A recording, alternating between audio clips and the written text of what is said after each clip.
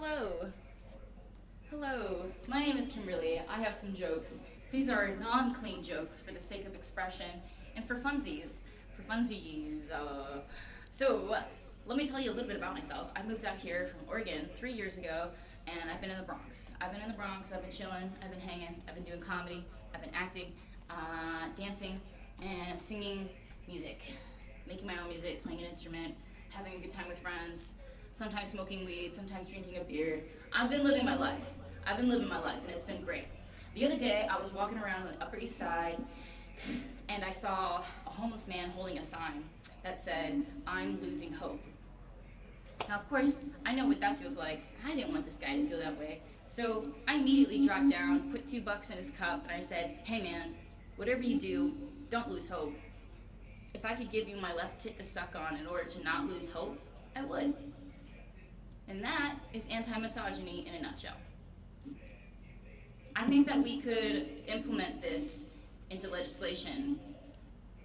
I think that this could solve all homeless populations worldwide. Free the nipple in order to free the man. I think there's something there. Maybe we'll get a think tank on it. Maybe it'll come around and be very lucrative. But either way, definitely support the next homeless man you see with your tits. Ladies, put them titties out and just raise the vibration of the city for the men who are losing hope on the ground, who are homeless. We could be doing a lot for those particular fellas. I think we'll see this in legislation in 2 years from now, no doubt. My next bit is about police officers and them not doing their job, which isn't surprising at all. Not surprising at all, but that's okay. It came to be a very good joke that I'm about to share with you. But what came before was a negative experience, of course.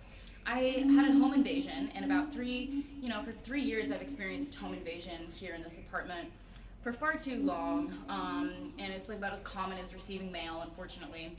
And most of the time it was people inside, the guy down in 1C, and the tenants who live here who are also like landlords who like pretend to be good people but really they like break into their own tenants' apartments. It's really awful. This apartment building, I'm surrounded by people who are not who they say they are, to say the least, and have a high amount of disdain for me. But it all worked out. It all worked out because I got a great joke out of this experience. I called the police and I was like, "Hey, there's a home invasion. Can you come check it out?" 10 hours later, they show up and they say, they bang on the door, and then I wake up because I had gone to bed. I thought that they weren't coming. I figured that they needed police officers somewhere else more important, like in a free Masonic lodge or something, something really, really, really dutiful, something really bound to their career and not their nefarious corruption at all. And so they do, they do eventually come. They're banging on the door. I wake up in a fright and I say, "Hey," I called them and I was like, "Hey, are you guys coming?" They're like, yeah, we were just there. We were knocking and nobody answered. And I was like, "Yeah, well, it's been 10 hours since I made the dispatch call, so." And they're like, "No, okay, we're coming back right now. We're turning around right now. We're coming back." And then I was about to say, "Okay, thank you." And then they hung up on me. And then they never showed up. So, what do old men on Viagra and police officers have in common? Without further ado, the joke from this experience is, what do old men on Viagra and police officers have in common? What could they possibly have in common? They will eventually come, but they're going to take their sweet time. And then lastly, my next bit that I'm going to leave you with is about how men and women experience breakups differently. I think that we, as humans, experience emotions such as frustration, anger, remorse, but we express it differently as men and women, right? I think, like, we've all heard how women feel that, like, the breakup and the pain, it's, like, immediate, and we feel it right then and there, and then we, like, get over it by month 3. Whereas men feel nothing, or they like compartmentalize it, and then they feel all of it 3 months later, and they're like, "God, the best woman in my life. She's never coming back. And when they're right around that period, if they're still not over you, this is how men and women will express those differently. Women will just stop stalking the boyfriend's social media, and then men will stop stalking. If he's not over her, he will just stalk her outside her bedroom window or her bathroom window. And it might sound something like this.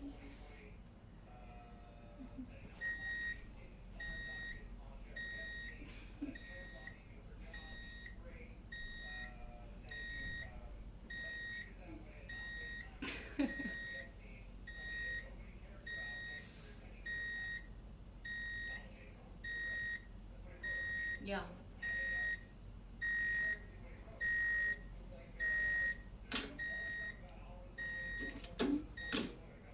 That is the sound of a man who's not over a woman and cannot accept that he has no control over her, but still wants her attention, but doesn't have like adult words or like the physical sanity upstairs to like communicate that. So he'll wait till she's like halfway awake and stalk her outside her bedroom window with that noise. And then women will just stop stalking the men's social media. Like, we're very different how we like cope with the breakup, whoever's winning or losing the breakup, but we still feel the emotions the same. It's brilliant, it's fascinating. And the last bit I'm gonna leave you with, it's on a high note, it's positive, I promise you.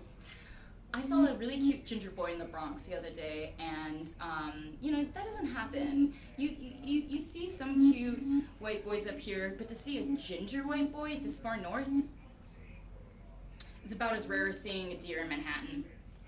I had to let him know. I was like, where are you from? I was like, you're so cute. I was like, yo, you're like, I'm sorry, like, you're cute. Where are you from? And he's like, London. And I was like, okay, that makes sense. But next time, if you ever come to the Bronx and you do see a man who is ginger, who is white, and who is cute, let him know. The same way if you ever see a deer in Manhattan, you just gotta hit it with your car, or your scooter, or your bike, so you have evidence that's tangible for people to believe that you really did see something that rare. My name's Kimberly Ponce. Thank you so much, New York. Have a great night.